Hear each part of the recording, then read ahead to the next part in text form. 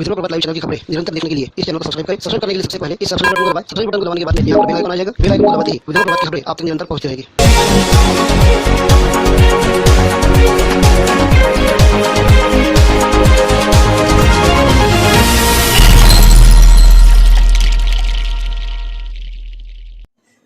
नमस्कार, मैं शरीन सिंह राठौड़ और आप देख रहे हैं विदर्भ प्रभात लाइव। आज एक खास बुलेटिन हमने तैयार किया है उन पत्रकारों के लिए जिन्होंने पत्रकारिता को एक ऐसा धंधा बनाकर रख दिया है, जिन्हें पत्रकारिता की समझ 10 या 20% होगी, लेकिन पत्रकारिता को हथियार की तरह कैसे इस्तेमाल करना ये इन लोगों से सीखना पड़ेगा। ब्लैकमेलिंग के लिए पत्रकारिता, वसूली के लिए पत्रकारिता, डराने धमकाने के लिए पत्रकारिता, अधिकारियों को दबाव बनाने के लिए पत्रकारिता। यहां तक तो ठीक था, लेकिन अब पत्रकारों ने लोगों के दिमाग में नई नई बातों डालकर उनमें जाति भेद कैसे तैयार करवाना और उनसे उस तरह की बातें कैसे उगलाना, यह धंधा तैयार कर दिया है, जिसका जीता जागता नमूना अभी हमको यहाँ पर देखने को मिला। अभी एक दिन पहले ही परतवाड़ा के एक पत्रकार ने एक न्यूज़ फ्लैश कर दी। इस पत्रकार का यह कहना था कि पुलिस डिपार्टमेंट जो है सिंधी समाज का एक नंबर का दुश्मन बन गया है। मतलब पुलिस डिपार्टमेंट को हिंदू समाज से कोई दुश्मनी नहीं है, मुस्लिम समाज से कोई दुश्मनी नहीं है, सिख समाज से दुश्मनी नहीं है, बाकी किसी समाज से दुश्मनी नहीं है, लेकिन सिंधी समाज पुलिस डिपार्टमेंट का सबसे बड़ा दुश्मन बन गया है। ये हम नहीं कह रहे थे, ये कहना था ये इस पत्रकार का जिसने ये न्यूज़ फ्लैश कर दी थी। इसके आगे कि हम आपको और कुछ बताएं, सबसे पहले हम इस पत्रकार की जो पूरी न्यूज़ थी उसमें के कुछ मुख्य अंश अभी हम आपको बता रहे हैं, ये एक बार देख लीजिए, उसके बाद में हम आपसे इस बारे में बात करेंगे। अभी एक ही समाज के ऊपर पूरा अत्याचार हो रहा है, दूसरा कोई समाज कोई भी नहीं दिख रहा है, सिर्फ सिंधी समाज ही इनको आंखों में आ रहा है। बेचारे गरीबों के ऊपर बहुत अत्याचार हो रहा है। जिसमें पुलिस प्रशासन द्वारा जो व्यापारियों पर अन्याय अत्याचार हो रहा है, उस पर आपकी क्या प्रतिक्रिया है? नहीं, व्यापारी के साथ में जो बर्ताव एक विशिष्ट जाति के लोगों ने किया, ऐसा बोलना है व्यापारियों का क्या? अभी क्या है, 17 मुँह 17 बात है, ऐसा कुछ नहीं है, ये जबरदस्ती की बोलने की बात है। सर, जातिवाद हो रहा है, ये सिंधी समाज चोर है, यहाँ पर 2 नंबर का काम कर रहे हैं, कुछ भी बेच रहे हैं, 2 नंबर का मास्क बेच रहा है, वो चोरी कर रहे हैं। अभी जो व्यापारियों को यहाँ से मार के अपराधी को तरह ले गए, हाँ, क्या मैसेज जाएगा इसका व्यापारियों को? तो एक विशिष्ट समाज की दुकानें चालू और बाकी दुकानों वालों को मार रहा है, ऐसा कुछ यहाँ चित्र है। हाँ, ये बात है। अब बहुत तरह है, यानी जातिवाद यहाँ देखा जा रहा है पुलिस प्रशासन ने। आपका आरोप डंडे मार रहे गरीबों को, तो चलता है क्या? गाली गलौज भी हो रही, मारपीट का काम ही नहीं है।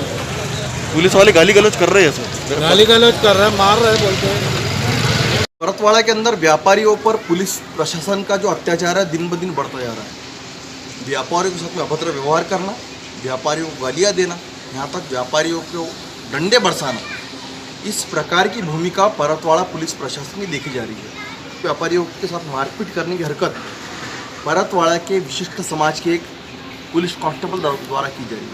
पुलिस प्रशासन की जो हटगर्मी है, परतवाड़ा के अंदर जो तैनात पुलिसकर्मी जिस प्रकार से लोगों के साथ में लोगों को, रोजदारों को, व्यापारियों को, आम आदमियों को जिस प्रकार पर अन्याय अत्याचार कर रहे हैं, वो कहाँ तक उचित है, इस प्रकार सवाल यहाँ पर देखा जा रहा है।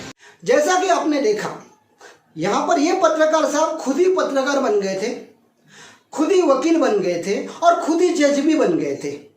सवाल खुद ही पूछ रहे थे, आप पर अत्याचार हुआ ना, आपके समाज पर अत्याचार हुआ ना, पुलिस की जाति हुई है ना, और यही चीज वो उन लोगों से उगलाना चाहते थे कि आप भी यही बोलो जो मैं बोलना चाहता हूँ। मतलब आप भी यही बोलो कि पुलिस डिपार्टमेंट सिंधी समाज का दुश्मन है। पुलिस डिपार्टमेंट ने सिंधी समाज के कुछ लोगों को जानबूझकर मारा पीटा, क्योंकि वो सिंधी समाज से थे, क्योंकि सिंधी समाज की और पुलिस डिपार्टमेंट की तो खानदानी दुश्मनी चल रही है। बात तो यही थी ना। अब इन पत्रकार साहब ने जिन समाज को लेकर आज इतना बड़ा इशू बना डाला, इसी समाज के प्रतिनिधित्व करने वाले प्रहार के नेता विजय थावानी, जब हमने इनसे बातचीत की तब इन्होंने इन सभी आरोपों को झुठला दिया। विजय भाई, यहाँ पर कल जो एक जैसे घटना हुई जहाँ पर पुलिस डिपार्टमेंट पर यह आरोप लगे कि यहाँ पर आकर इन्होंने कुछ दुकानदारों के साथ में मारपीट की और इंटेंशनली किसी एक खास समाज पर ही इन्होंने अपना जैसा जो पूरा गुस्सा निकाल दिया था, इस बारे में आप क्या बोलना चाहोगे? देखिए, अभी पूरा देश या पूरा विश्व बोलो कोरोना जैसी महाभयंकर बीमारी से जूझ रहा है, जिसके लिए भारत देश के अंदर महाराष्ट्र में, अमरावती जिले में, अचलपुर तालुका में हर प्रशासन अपने तरफ से हर संभव दिन रात एक करके लोगों ने इसकी चपेट में नहीं आना चाहिए, इसके लिए प्रयास कर रहे हैं। अब उनके लिए तो उनको कुछ कायदे कानून कड़क रखना ही पड़ेगा। रहा सवाल ये कल जो घटना हुई है तो इसमें कुछ गलतफहमियां हुई है जिसकी वजह से ऐसी स्थिति उत्पन्न हुई, लेकिन मेरा भी सभी से आह्वान है कि प्रशासन के साथ सहयोग करते हुए उनके साथ चले, क्योंकि प्रशासन भी हमारी सुरक्षा के लिए अभी मुस्तैद है। और ये एक आध व्यक्ति की वजह से थोड़ी ऐसी घटना हुई है, उसके लिए हमने प्रशासन से मांग की है उन पर कार्रवाई करने की, और वो हमारी मांग उन्होंने मान्य की है और आगे ऐसी घटना नहीं होंगी, उन्होंने ऐसा आश्वासन भी दिया है। मैं फिर भी अचलपुर परतौड़ा की जनता से अनुरोध करता हूं कि प्रशासन का सहयोग करें, क्योंकि प्रशासन जो आगे की स्थिति देख रहा है उसके लिए ही इतना कड़क नियम पालन कर रहे हैं और उनका सहयोग देना हमारा कर्तव्य है। मतलब आप इस चीज़ को एग्री करोगे कि पुलिस प्रशासन निष्पक्ष होकर काम कर रहा है, वो किसी विशेष समाज पर कोई ऐसा एक दुश्मनी या जासूसी टारगेट नहीं कर रहा? नहीं, ऐसा तो बिल्कुल ऐसा कुछ भी नहीं है। क्योंकि कैसा है कि प्रशासन पुलिस का काम है, उनका जो नियम है वो सबके लिए एक ही है ना, इसके लिए कोई जात और पात कोई उनके लिए ये नहीं रखता है ना, कायदा सबके लिए एक है। विजय थावानी इन्होंने भी साफ साफ कहा कि ना यहाँ पर कोई जातिभेद हुआ, ना यहाँ पर ऐसी कोई बात हुई कि जिसमें ये जो पत्रकार ने बता दिया था कि सिंधी समाज पर अत्याचार हुआ था। किसी पर अत्याचार नहीं हुआ था। जिन्होंने नियम तोड़ा, जिन्होंने पुलिस के साथ में मुंहजोरी की, उन्हें पुलिस उन्हें पहले समझाने की कोशिश की, लेकिन जब ये लोग पुलिस से उलझने लगे तब यहाँ पर इस पुलिस कर्मचारी ने पुलिस थाने में फ़ोन करके और लोगों को बुलवा लिया और इन्हें यहाँ से मारते पीटते हुए लेकर चले गए। आखिर मारपीट क्यों नहीं होनी चाहिए? सीधी सी बात है, लातों के भूत बातों से नहीं मानते। जब दुकान खोलने के लिए मना किया गया है, जब सोशल डिस्टेंस का पालन करने के लिए कहा गया है, इसके बावजूद अगर आप नियमों का उल्लंघन करोगे, पुलिस डिपार्टमेंट ने 2 महीने से आपको समझा चुकी है, अच्छे से समझा चुकी है, बुरे से समझा चुकी है, हर तरीके से समझा चुकी है। जब आप सुन ही नहीं रहे हैं तो आखिर में डिपार्टमेंट के पास में क्या रास्ता रह जाएगा? सीधी सी बात है, लातों के भूत लातों से ही मानोगे, बातों से नहीं मानेंगे। जब ये लोग नहीं सुन रहे थे तभी जाके पुलिस ने इन्हें मारते हुए थाने में ले जाना ही ठीक समझा। आखिर में क्या गलत किया पुलिस विभाग ने? क्या आप नहीं चाहते कि आपका शहर सुरक्षित हो, ये बीमारी के शिकार आप ना हो? और यही प्रयास अगर यहाँ का पुलिस डिपार्टमेंट कर रहा है तो क्या आपका दुश्मन हो गया? नहीं हुआ। अब बात करेंगे हम उस जगह की जहाँ पर एक घटनाक्रम हुआ है। ये घटनाक्रम हुआ था गुजरी में। गुजरी का ये वो इलाका है जहाँ पर 1-2 नहीं तो पूरे 3 दारू की दुकानें हैं। 3 दारू की दुकानें हैं। मुस्लिम समाज की यहाँ पे दुकानें हैं, हिंदुओं की यहाँ पर दुकानें हैं, सिंधी भाइयों की यहाँ पर दुकानें हैं, सभी की दुकानें हैं। फिर पुलिस विभाग को इन्हीं लोगों के साथ में मारपीट क्यों करनी पड़ी? आखिर पुलिस विभाग को इन्हीं लोगों से क्यों इतना परेशान होना पड़ा? क्योंकि नियमों का उल्लंघन इन्होंने किया था। नियम कायदों को लांघकर ये कुछ सामान यहाँ पर बेच रहे थे, जिसका विरोध पुलिस विभाग ने किया था। नियम कायदे सभी के लिए एक सरीके हैं। आप किसी भी समाज से हो, आप किसी भी पद पर हो, अगर नियमों का आप पालन नहीं करोगे तो पुलिस विभाग अपना कड़ा रुख अपनाएगी। ये आपके भले के लिए चल रहा है, ये ना ही किसी की कोई पर्सनल दुश्मनी चल रही है, ना ही किसी जाति विशेष को लेकर पुलिस डिपार्टमेंट अपना गुस्सा निकाल रहा है। इस बारे में हमने परतवाडा के थानेदार सदानंद मानकर इनसे बातचीत की।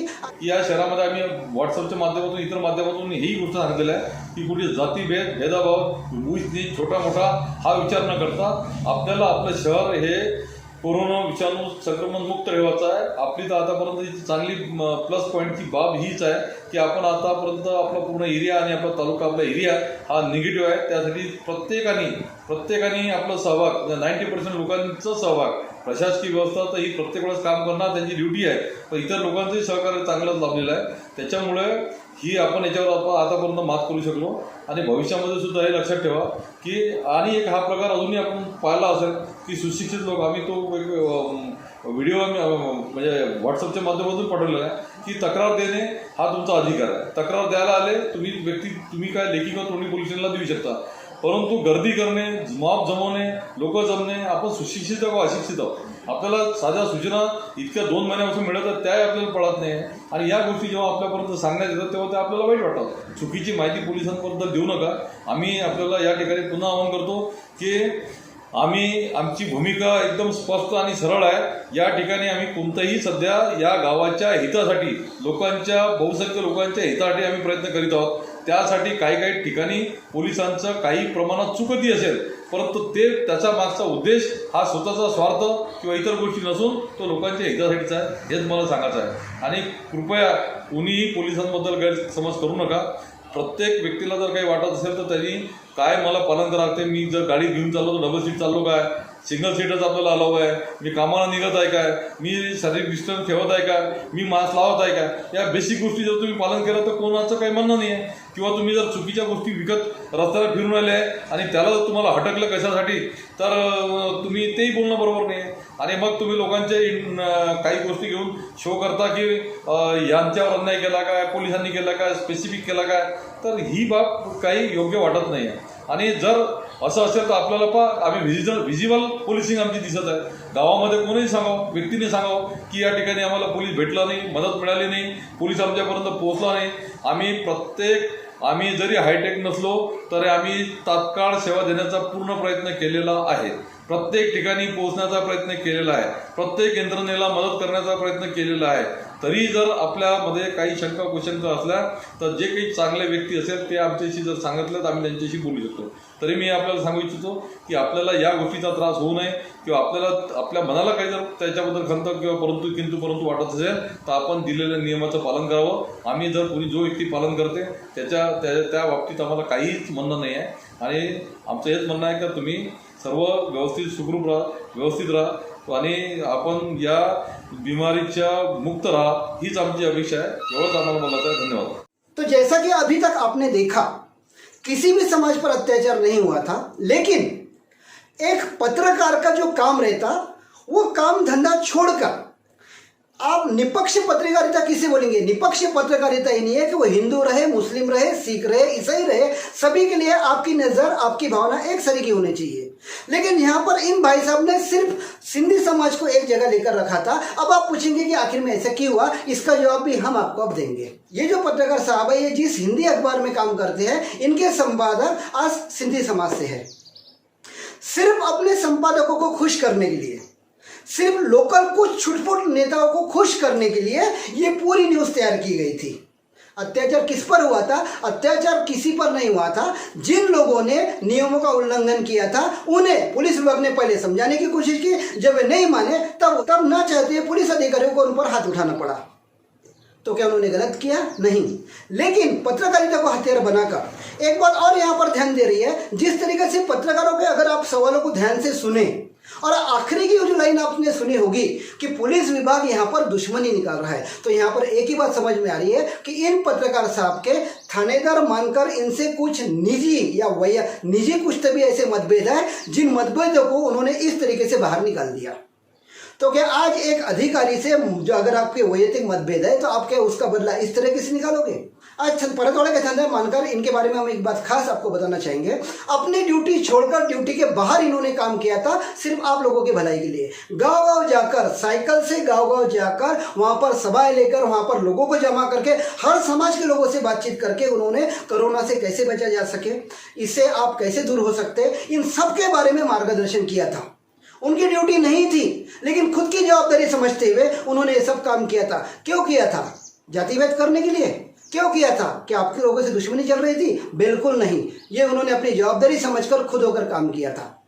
आज हमारा काम है ऐसे अधिकारियों को हौसला बढ़ाना, ना कि इस तरह से उनका हौसला और गिराना ताकि वो आपको आपके हाल पर छोड़ दे. थानेदार साहब का क्या बिगड़ेगा अगर आप रास्तों से फिरते फिरोगे, आप मास्क नहीं लगाओगे या आप कोई सोशल डिस्टेंस पालन नहीं करोगे? बीमारी आपको होगी, भुगतना आपको पड़ेगा, आप आपकी जान से जाओगे. इसमें पुलिस डिपार्टमेंट का क्या जाने वाला है? पुलिस डिपार्टमेंट जो कड़ा रुख अख्तियार कर रही है वो आपके भलाई के लिए कर रही है, ये किसी को भूलना नहीं चाहिए. आगे तभी आप सभी लोग मास्क लगाने से लेकर सोशल डिस्टेंसिंग का पालन करेंगे, ऐसी हम विदर्भ प्रभात की ओर से आपसे आशा भी करते हैं और आह्वान भी करते हैं. तो इसी तरह की खबरों के साथ में हम आपसे आगे भी मिलते रहेंगे. तब तक लिए दीजिए. नमस्कार.